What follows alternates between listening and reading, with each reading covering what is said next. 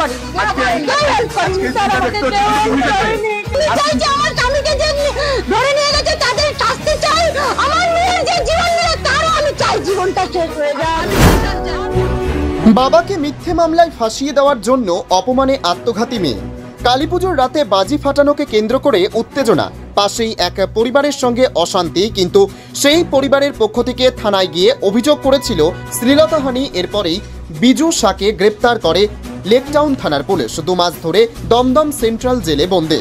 এরপরেই পরিবারের অভিযোগ, পুলিশকে একাধিকবার বলা হয়েছিল তদন্ত করে দেখুক, তারপরে গ্রেপ্তার করা হোক, কিন্তু পুলিশ কোনো কথা না শুনেই তাকে গ্রেপ্তার করে।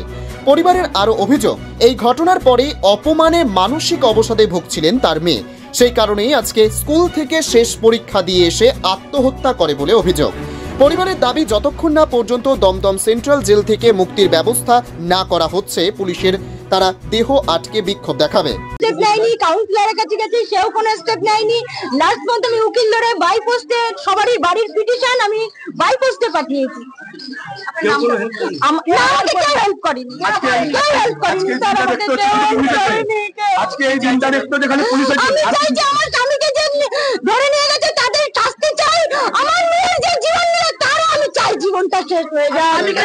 আমি আমার স্বামীকে চাই, আমার কেউ নেই, আমার দুটো মেয়ে আছে। মিথ্যে মামলায় আমাকে জড়িয়ে দিয়েছে, দীর্ঘদিন আমার সঙ্গে এরকম করে। পাশে থাকেন বলো, নিজে এই অ্যারেস্ট করার পর মেডিকেল বাজি ফাটানো নিয়ে আমার হাজবেন্ডের গায়ে বাজি জ্বালিয়ে দিয়ে দেয়, তখন একটা ও তোমার বলছে কেন ফেলেছি, উনি আছে যে এখানে তিনতলায় কেন বাজি ফুটানো হবে, তখন বলছে কি তোমার বাপের জায়গা ফুটাচ্ছে। আমার হাজবেন্ডকে গালি গালা খিস্তি প্লাস আমার দরজা ভেঙে ফেলছে, আমার দরজা ভেঙে ফেলছে। মা মেয়ে দুজনে বলে বেরো, যা পান ছিঁড়ে আজকে তোকে থানায় দেবো, তোকে এই করবো। আমার বরকে হুমকি দিচ্ছে। পাশের বাড়ির পড়োশি বেরিয়ে বললো যে এটা কি হচ্ছে, মানে তুমি বেশি কথা বলে না, তোমাকে ফাঁসিয়ে দেবো, তোমার ছেলেকে ফাঁসিয়ে দেবো। তারা বললো তুমি যেটা করবে সেটাই কি আমরা মেনে নেবো। তারপরে ওরা মা মেয়ে দুজনে থানাতে গিয়ে আমার বরকে সঙ্গে সঙ্গে পেশা তুলে নিয়ে গেল। পাশের বাড়ির দিদিও বললো, হ্যাঁ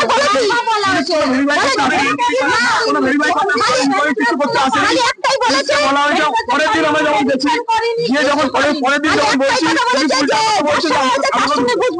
আপনাদের সঙ্গে কথা বলবো না। আমার মেয়েকে বেজন্ম বলেছে থানার পুলিশ, বেজন্ম বলেছে, যে পুলিশ নিয়ে গেছে আমার মেয়েকে, এই দিদিদের কাছেও বলেছে, যে পুলিশ বলেছে। আমার বলছে তোমার নামে কেস আছে, তোমাকেও ভরে দেবো।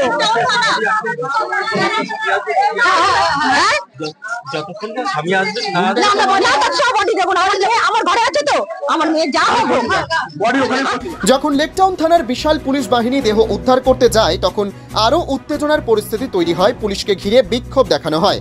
পুলিশের ভূমিকা নিয়ে ক্ষুব্ধ এলাকার মানুষজন। তাদের দাবি, মিথ্যে মামলায় যদি না ফাঁসানো হতো তাহলে অপমানে নাবালিকা মেয়ে আত্মহত্যার ঘটনা ঘটতো না।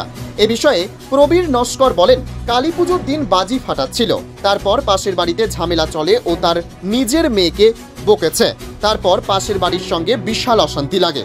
হয়েছিল কালীপুজোর দিন সিঁড়ির মধ্যে বাজি ফাটাচ্ছিল, একটা মেয়ে বাজি ফাটাচ্ছিল, ওর পাশাপাশি দুজন পাশাপাশি ঝামেলা চলে, তো বাজি ফাটাচ্ছিল, তো ওর নিজের মেয়েকে বকেছে, পাশাপাশির সঙ্গে বিশাল অশান্তি লেগেছে। যেই মেয়েটার সঙ্গে অশান্তি, সেই মেয়েটা কি করেছে, ওর মাকে নিয়ে গিয়ে নারী নির্যাতনের কেস দিয়ে দিয়েছে, পাশে বাড়ির নাম মিথ্যে কেস দিয়েছে। তো আমরা পুলিশের কাছে গেছি, পরের দিন হাতে পায়ে ধরেছি পুলিশ ছাড়েনি, পুলিশ উল্টে আমাকে বলছে তোমাকে আমি লকআপে করে দেবো।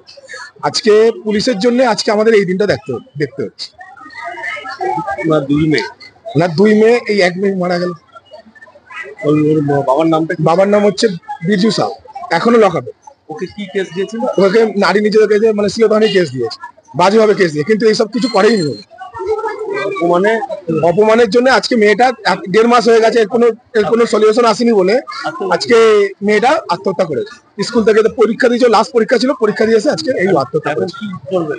এখন যতক্ষণ না পুলিশ এই সলিউশন নিয়ে আসবে, ওর বাবাকে ছাড়বে, ওই যাদের জন্য এই কেস ঘটেছে ততক্ষণ না ছাড়বে, ততক্ষণ আমরা বডি নিয়ে যেতে দেবো না। এ বিষয়ে পার্থ বর্মন জানান, মৃতার মা ও পরিবারের দাবি করেন, মাস 2-1 আগে একটা ঘটনা ঘটে কালীপুজোর বাজি ফাটানো নিয়ে।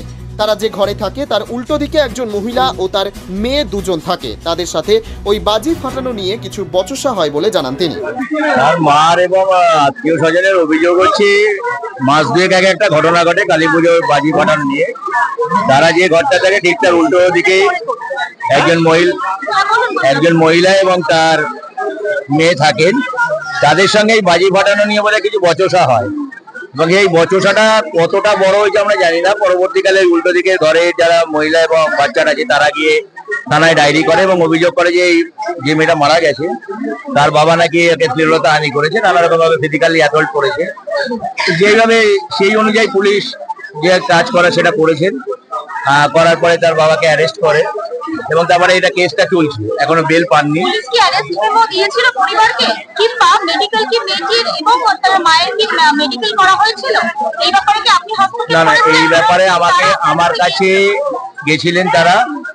দেখুন, সমস্যা হচ্ছে কাউন্সিলরদের এখন আমরা এটা নিয়ে তো বেশি, যে কেসটা পুলিশের কাছে বা আদালতে চলে যাবে সেখানে বেশি ইন্টারফেয়ারেন্স আমাদের করার উপায় থাকে না। না, কিন্তু অ্যারেস্ট মেমো একটা দিচ্ছে না, মেডিকেল করছে না। যদি এই অভিযোগ তাহলে তো একটা গুরুতর একটা না, অভিযোগ। দেখুন, পক্সো কেসে বা আপনারা জানেন এই ধরনের কেসে প্রাথমিকভাবে অ্যারেস্টটা করে নেয় পুলিশ, ঠিক আছে? না করলে তখন আবার যারা অভিযোগ করছে তারাই আবার আপনাদের কাছে কি অভিযোগ করতো যে পুলিশ কিছু করেনি, কাউন্সিলর চাপ দিচ্ছে কেস না নেওয়ার জন্য। বলে বাজি ফাটানো নিয়ে ঘটনা আমাকেও তাই বলেছেন। দেখুন, পাড়ার লোক যারা বলছেন আমাকে প্রথম দিন থেকে বলেছেন, পাড়ার লোক এই বলছে।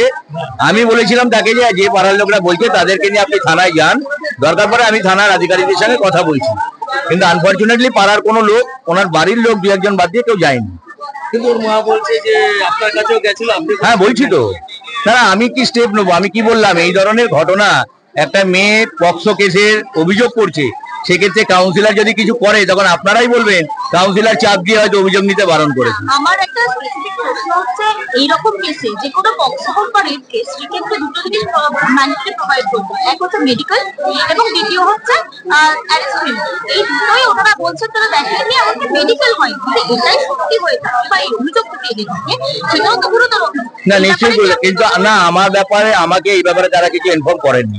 তো প্রাথমিকভাবে প্রথমবার একবার গেছিলেন, আমি থানায় যেটুকুনি বলেছিলাম বাবাকে যে বিষয়টা একটু দেখুন। ওনারা বলছেন যে অ্যালিগেশনটা ঠিক না, আপনারা দেখুন। যেটুকুনি আমার করার কর্তব্য আইন অনুযায়ী আমি তার মধ্যেই করেছি। ওরা কি বডি বার করতে দেবে? আবার আপনার সঙ্গে কথা বললাম, বুঝালাম, মানসিকভাবে তো খুবই বিপর্যস্ত। একটা 12-13 বছরের মেয়ে এই ধরনের ঘটনা ঘটিয়েছে, একটা অত্যন্ত আনফরচুনেট। এখন তাদেরকে বোঝালাম, কারণ তার বডিটাকে নিয়ে গিয়ে বাকি কাজ যদি না করে, তার যেটা মেন দাবি যে তার বাবার উপস্থিতিতে কাজকর্ম হোক, বাবা মেয়েটার মুখটা দেখুক। এখন সেটাও প্রসিডিওরটা মানে কোর্টে প্লেস করে তাকে প্যারোলে আনুন বা যেভাবে বেল করুন, সেটা করতে গেলে যে আইনি পদ্ধতিটা দরকার, সেক্ষেত্রে মেয়েটার বডিটাকে নিয়ে যেতে হবে, তার মানে কাগজপত্র তৈরি করতে হবে। সেটা ওনাদেরকে টোটালটা বোঝালাম, ওনাদেরকে ঠান্ডা মাথায় বলেছি চিন্তা ভাবনা করুন, আমরা সবসময় আছি।